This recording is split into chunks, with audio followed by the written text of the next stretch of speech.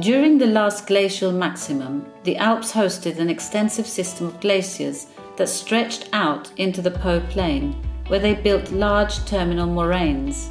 In mountain areas, glaciers carved U-shaped valleys, such as the spectacular example of Vallunga nel Selva di Val Gardena in the Dolomites.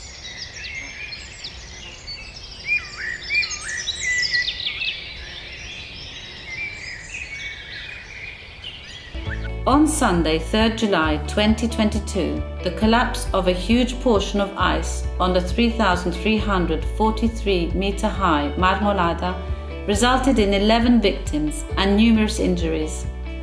The tragic event was due to abnormal long-term conditions of above-average temperatures, which was also accelerated by the exceptional heat wave from North Africa. Consequences of global warming. The trend of loss of glacial mass during the last 100 years is well known. But what worries scientists most is a 70% ice loss, which is concentrated in the last 30 years, an acceleration that leads to the conclusion that the ice of the Alps is destined to disappear very soon. The Travignolo Glacier is located in the Dolomites at the foot of the Simon de la Pala Peak in the Palle di San Martino group.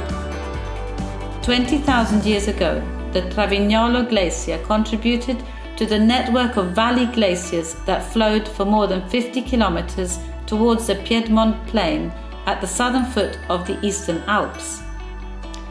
At the end of the late glacial period, the Travignolo Glacier had an overall length of about 5 kilometers, and its front was an altitude of 1,700 meters. There were extensive and well-preserved frontal moraines.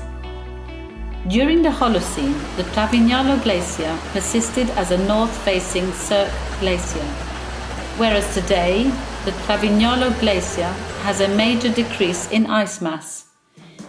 Today, the glacial front is at the altitude of 2,400 meters. The glacier's extent decreased from 45 hectares to less than 15 hectares in the last 90 years.